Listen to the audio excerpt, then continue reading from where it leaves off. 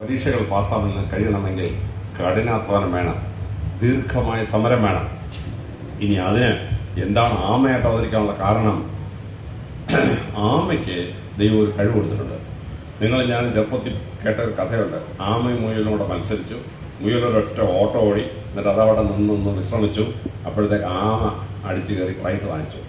ഈ കഥ ശരിയാണോ എന്നറിയാൻ വേണ്ടി BBC വേൾഡ് സർവീസ് ഇംഗ്ലണ്ടിൽ വെച്ചൊരു ടെസ്റ്റ് നടത്തി. ഒരു 1000 മീറ്റർ റേസ്, ഒരു മുയലിനെ ഒരു ആമയെ മത്സരിപ്പിച്ചു. നിങ്ങളെല്ലാം ടെലിവിഷൻ കണ്ടില്ലേ? എന്തുപറ്റി? 400 മീറ്റർ ഓടിയിട്ട് മുയലവിടെ നിന്നു.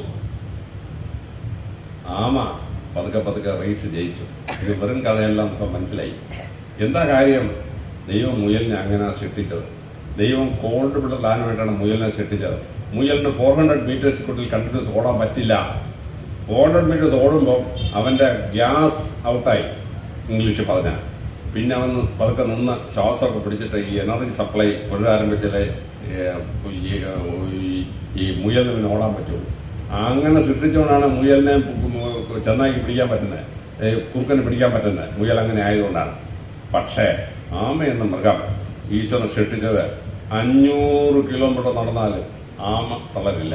അവൻ ടക്കെ എന്ന് പറഞ്ഞാൽ കണ്ടിന്യൂസ് നടന്നുകൊണ്ടിരിക്കും. ബോംബെ നിന്ന് പുറപ്പെട്ട ആമ 4 കൊല്ലം കൊണ്ട് അവൻ കൊച്ചിയിലെത്തിയ ആമയെ പുതുക്കെ ഫോളോ ചെയ്തു. ക്യാമറ കൊണ്ട് പ്രസ് ഫോളോ ചെയ്തു. 2008 ആന